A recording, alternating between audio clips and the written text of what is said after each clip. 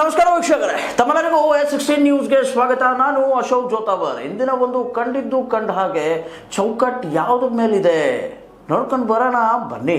ಧುರಂಧರ್ ಒಂದು ಪ್ರೊಪಗಂಡನ ಬಿಜೆಪಿ ಪರವಾಗಿ ಬ್ಯಾಟಿಂಗ್ ಮಾಡಿದ ಧುರಂಧರ್ 2,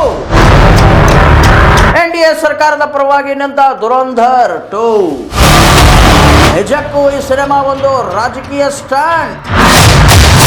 ಧುರಂಧರ್ ಒಂದು ವಿಶೇಷ ಪಕ್ಷಕ್ಕೆ ಸಹಾಯ ಮಾಡುತ್ತಾ ಮೂಲತಃ ಸಿನಿಮಾ ಪ್ರೇಕ್ಷಕರಿಗೆ ಒಂದು ಔತಣಕೂಟ. ನೋಡಿದ್ರಲ್ಲ ವೀಕ್ಷಕರೇ, ಯಾವ ರೀತಿ ಇವತ್ತಿನ ಒಂದು ಚೌಕಟ್ಟೈತೆ.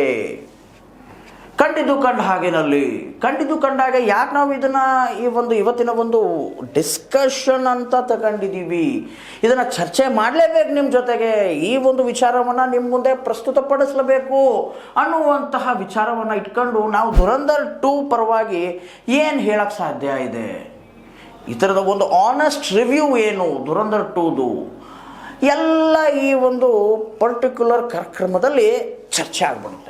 ಯಾಕೆ ಮಾತು ಹೇಳ್ತಿದ್ದೀವಿ ಅಂತಂತಂದ್ರೆ, ಒಂದು ಪಕ್ಷ ಹೇಳ್ತಾ ಇದೆ ಇಲ್ಲಪ್ಪ ಇದೊಂದು ಪ್ರೊಪಗಂಡ ಐತೆ, ಪರ್ಟಿಕ್ಯುಲರ್ ಸಮುದಾಯವನ್ನ ಹಿಟ್ ಮಾಡ್ತಾ ಇದ್ದಾರೆ, ಪರ್ಟಿಕ್ಯುಲರ್ ಸಮುದಾಯಕ್ಕೆ ಇದೊಂದು ಆಘಾತಕಾರಿ, ಇನ್ನೊಂದು ಸಮುದಾಯವನ್ನ ಎತ್ತಿಡಿತಾ ಇದ್ದಾರೆ, ತಮ್ಮದೇ ಆದಂತಹ ಪೊಲಿಟಿಕಲ್ ಕರಿಯರನ್ನ ಸಿನಿಮಾಗಳ ಮುಖಾಂತರ ಅವರು ಬ್ಯಾಟಿಂಗ್ ಮಾಡ್ತಾ ಇದ್ದಾರೆ, ಸಿನಿಮಾಗಳ ಮುಖಾಂತರ ಪ್ರೇಕ್ಷಕರ ಮನದಲ್ಲಿ ಒಂದೇನಂತೀರ ನೀವು ಸ್ಯಾಫ್ರಾನ್ ಪ್ಯಾಟ್ರಿಯಾಟಿಸಮ್ ಅನ್ನ ಹಾಕ್ತಾ ಇದ್ದಾರೆ ಅನ್ನುವಂತಹ ಪ್ರತಿಯೊಂದು ಮಾತುಗಳು ಕೂಡ ಕೇಳಿ ಬರ್ತಾ ಇವೆ.